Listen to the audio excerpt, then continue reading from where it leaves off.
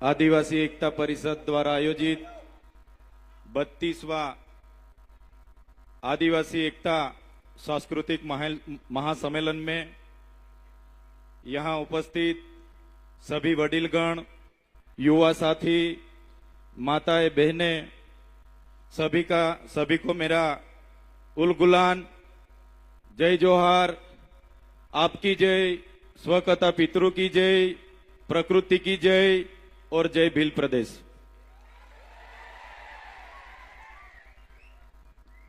साथियों,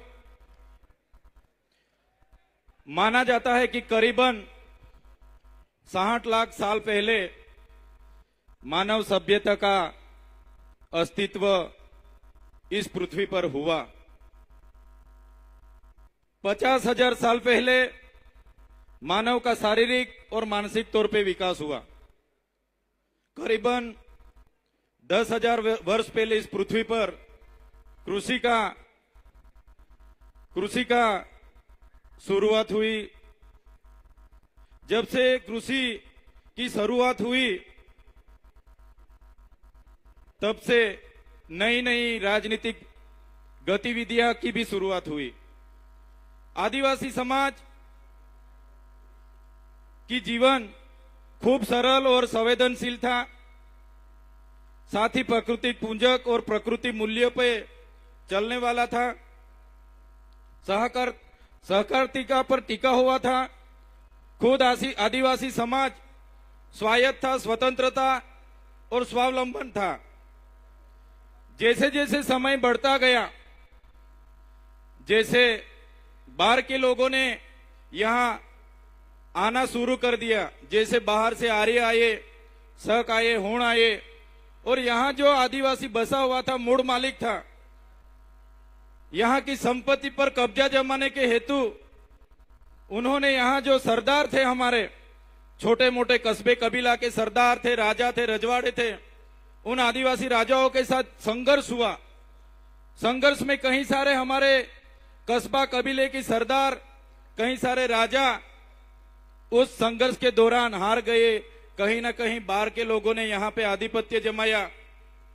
बाद में धीरे धीरे चलते हुए हम देखेंगे तो उन लोगों के साथ ही साथ विदेशी, फ्रेंच आए, पोर्टुगीज आए, स्पेनिश आए, अंग्रेजों आए, मुगल आए, कई सारे लोगों ने इस देश पे आकर यहाँ की संपत्ति को मेवाड़ में राणा पूंजा भील, राजस्थान के हल्दी घाटी में हल्दी भाई, वैसे ही मध्य प्रदेश में चीतू, मध्य प्रदेश में टट्य भील, जैसे अनेक लोगों ने अंग्रेजों के खिलाफ बंड पोकारा था। जैसे महाराष्ट्र की बात करें, खाज्या नायक, उमिया नायक, यहाँ के जितने भी उस समय के क्रांतिवीर थे, अंग्रेजों के खिलाफ अपनी अपनी लड़ाई लड़ रहे थे। हमारे गुजरात की बात करें, कोटला मेहता, केसरी सिंह जैसे लोग वहां भी क्रांति कर रहे थे। ऐसे ही सभी लोगों ने क्रांति की, अपनी अपनी जगह पे जितना हो सके उतनी क्रांति की है। जैसे कि मानगढ़ धाम की बात आती है, गुरु गोविंद जी की आगेवाई में वहां सम सभा मिली और 1913 में हत्याकांड हुआ। 1500 भी ज्यादा लोग कि यहाँ वहां शहीद हो गए। इतनी सारी देश की आजादी में हमारे लोगों का योगदान रहा। देश आजाद हुआ 1947 में। देश आजाद होने के बाद तब तो माना जाता था कि देश आजाद हो गया, लेकिन जो लोकतांत्रिक सरकारें इस देश पे शासन पे आई तो अंग्रेजों की जो भी कानून व्यवस्था थी वही कानून नीतियां चलती रही। तो साथियों, देश तो पूरा आजाद हो गया, लेकिन फिर भी आदिवासी समाज आज भी अब खुद गुलाम की महसूस कर रहा है। आप और हम सब जानते हैं, कई सारी पार्टियां बनी, कई सारे धर्म संप्रदाय आए, कई सारे संगठन बने, लेकिन अपनी अपनी संख्या बढ़ाने के अलावा किसी ने भी कुछ नहीं किया। सबसे बदतर परिस्थिति इस देश में कोई किसी की होगी तो हमारे आदिवासी समाज, जो मूल निवासी समाज बोला जाता है, मूल मालिक समाज बोला जाता है, इस समाज की इस देश में हुई है। साथियों, जब इस देश में विकास की बात आई जब ही देश में बड़े बड़े बांध बनने लगे, खोदान होने लगे, बड़े बड़े कारखाने बनने लगे, रोड बनने लगे, नहरें बनने लगी, रेलवे बनने लगा, सरकारी आवास बनने लगे, तो सबसे ज्यादा किसी को विस्थापित किया होगा तो भारत देश में आदिवासियों के विस्थापित किया है। आज भारत देश का 1,40,00,000 लोग आज विस्थापित हुए हैं।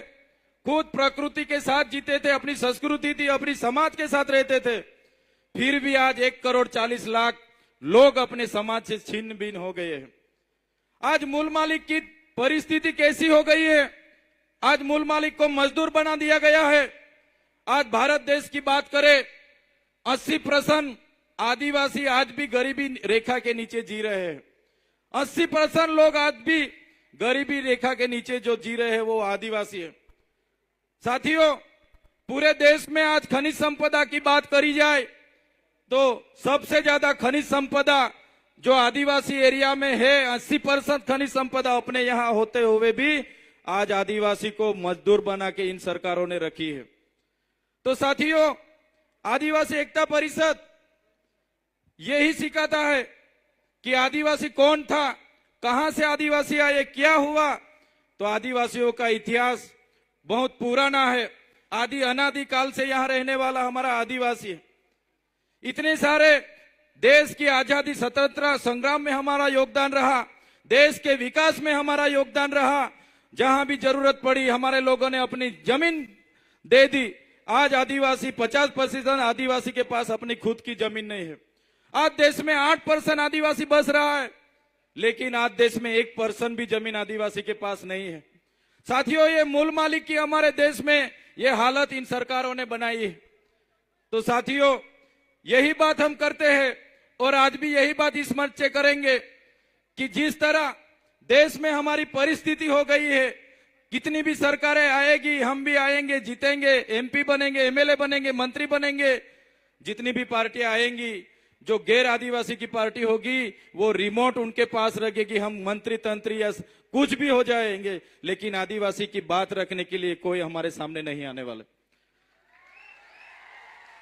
साथियों, हम मन से हर बार कहते रहे और आज भी यही बात दोहराएंगे कि हम जिस इलाके से आते हैं वो आदिवासी इलाका है। हम अपनी आदिवासी एसटी सर्टी से अनामत रिजर्व बैठक से एमएलए बने हैं। तो जब भी हमारे समाज के लिए लड़ना होगा, जब भी हम हमारे समाज के लिए बोलेंगे, जब भी हम हमारा भील प्रदेश के लिए बोलेंगे और हमारी पार्टी जिस दिन हमें रोकेगी, इस दिन हमारे पार्टी के लिए हम पहले रिजाइन करेंगे। साथियों, आदिवासी का उत्थान, आदिवासी का उत्थान, आदिवासी का स्वायत्त राज होगा तभी आदिवासी का उत्थान होगा। आज आदिवासी एमएलए एमपी बने हैं, लेकिन जो मेन पोस्टिंग है, सीएम है, वो आदिवासी नहीं है। ट्राइबल एडवाइजरी की कमेटी आदिवासी के नहीं है, यहाँ के अधिकारी एनजीओ हमारे आदिवासी के नहीं है। इसलिए आज आदिवासी के बारे में कोई सोच नहीं रहा है। साथियों, आजादी के 78 साल हो गए। आज सरकार अमृत काल मना रही है, अमृत महोत्सव मना रही है। आज सरकार कह रही है कि विकास हो गया, विकास हो गया, विकास हो गया।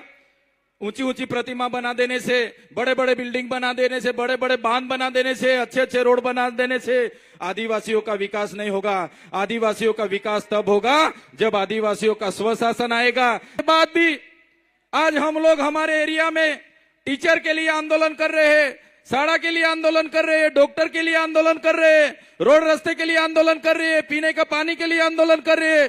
तो कब तक आंदोलन करते रहेंगे? कब तक धरना देते रहेंगे? कब तक लड़ेंगे, जीतेंगे, जिंदाबाद मुर्दाबाद करते रहेंगे? साथियों, अभी किसी भी तरह की जिंदाबाद मुर्दाबाद करने के लिए हम तैयार नहीं है।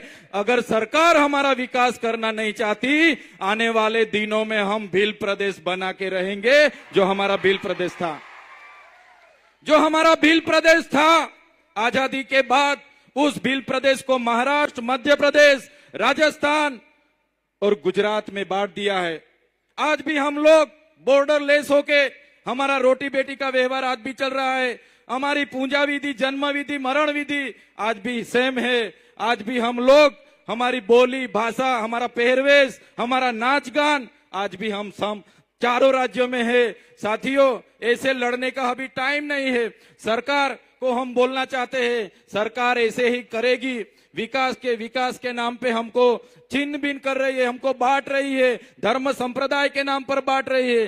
तो साथियों, ज्यादा टाइम नहीं लूंगा मैं, लेकिन जरूर इतना बोलूंगा सरकार को कि जिस तरह तेलुगु लोगों को तेलंगाना मिला, तमिल लोगों को तमिलनाडु मिला, मराठाओं को महाराष्ट्र मिला, गुजरातियों को गुजरात मिला, पंजाबियों को पंजाब मिला, नागा लोगों को नागालैंड मिला, झारखंडियों को झारखंड मिला, इसी तरह आने वाले दिनों में हमारे आदिवासियों को भील प्रदेश चाहिए। देश का 29वां राज्य हमको भील प्रदेश चाहिए। भील प्रदेश हम बना के रहेंगे, ये हमारा अधिकार है। संविधान ने हमको अधिकार दिया है। भाषा की तौर पे, जाति की तौर पे हमको भील प्रदेश मिलना चाहिए। मेरे तमाम वडील बुजुर्ग, मेरे युवा साथी, मेरी माता बहनों को भी अपील करता हूं इस मंच से, आने वाले दिनों में जो आदिवासियों का विकास करना होगा तो स्वतंत्र राज चाहिए, और स्वतंत्र राज यही होगा, भील प्रदेश बनेगा तभी हमारा राज आएगा। धन्यवाद। जोहार, जय आदिवासी, जय भील प्रदेश।